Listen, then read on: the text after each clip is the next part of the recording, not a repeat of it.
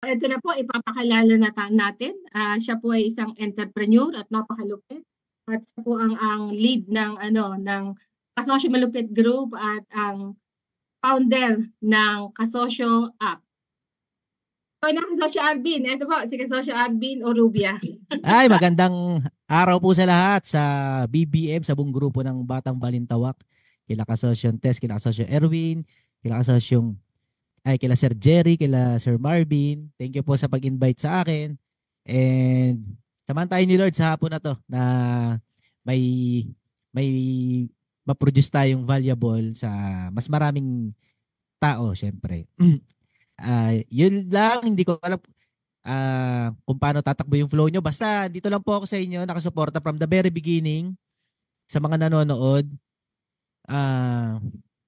Naniniwala talaga ako personal na ang pag-asa ng Pilipinas hindi kung sino nakaupo sa gobyerno. Ang pag-asa ng Pilipinas hindi sa utang na galing sa ibang bansa. Ang pag-asa ng Pilipinas yung mga Pilipinong entrepreneur. Yun ang pinaniniwalaan ko from the very beginning. Na-realize ko yan mula pa nung EDSA Revolution 2. Bata pa ako noon. Kaya yun ang pinaniniwalaan ko. Kaya nagsumikap ako na ma-figure out kung paano magnegosyo sa Pilipinas. Kahit na mas maraming opportunity sa labas ng Pilipinas. Pero ngayon, nabigyan tayo ng pagkakataon na magnegosyo, may limitasyon. Kung isa kang Pilipino, ilang negosyo lang kaya mong i-execute. Kaya nagpapasalamat ako sa Diyos kasi narigaluhan ng henerasyon natin ng Kasosyong Malupit Group, etong grupo natin. Grupo ng mga nagsusumikap na Pilipino, na negosyante, yung talagang nagne-negosyo. May negosyo kasi na budol lang laban. Sa grupo ng Kasosyong Malupit Group, tunay na negosyo talaga.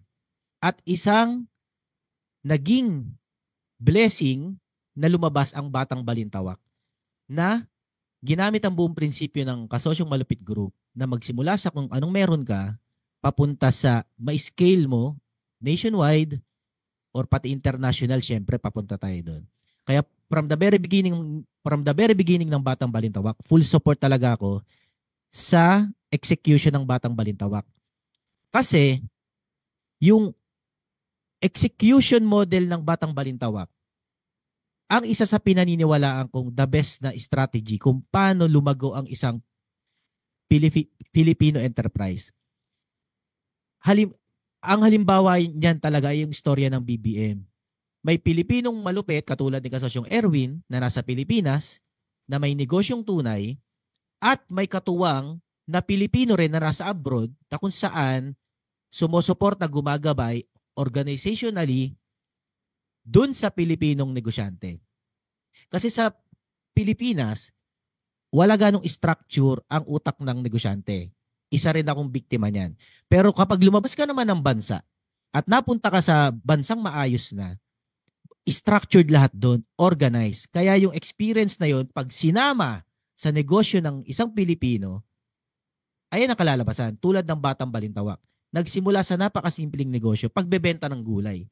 Ngayon, technology company na at tumutulong talaga sa komunidad, especially sa mga bottom natin na mga farmers na talagang tinutulungan nila na ma-distribute yung kanilang mga produkto sa magandang presyo na hindi sasabutahihin ng mga nasa gitna.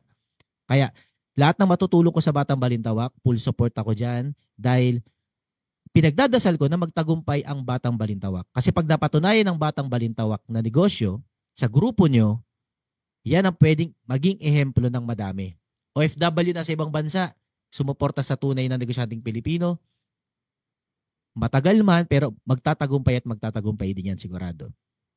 Pwede namang OFW yung nasa ibang bansa, so suporta sa kamag-anak nila, yun nga lang, hindi tunay na negosyante.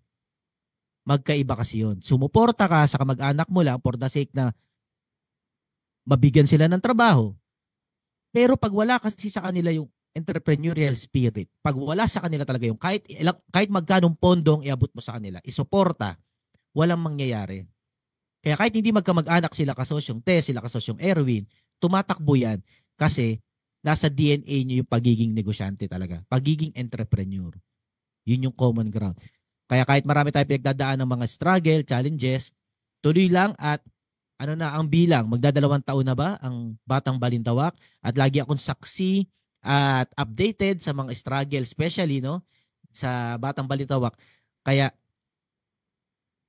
I feel so much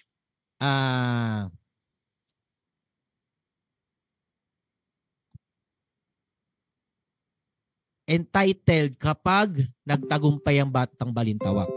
Mararamdaman ko rin na nagtagumpay din ako, personal ha, kahit hindi ko negosyo ang Batang Balintawak, pag nagtagumpay ang BBM.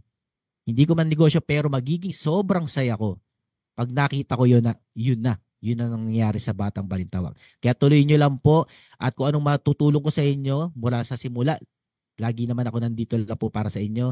Schedule lang natin syempre. At ngayong ginagawa nyo itong forum na to, hindi ko nasasabi sa inyo pero saludo po ako sa ginagawa nyong effort na to. Etong effort nyo na magkaroon ng forum na ganito, hindi to madaling gawin. Alam ko yun, hindi to madaling gawin. Sobrang daming preparasyon at stress level para makapag-produce ka ng ganitong broadcast. Kaya tuloy nyo lang po ito at salamat at napabilang po ako sa guest nyo ngayong hapon. Sa mga nanonood, please support natin ang Batang Balintawak. Okay, ano matutulong ko sa inyo?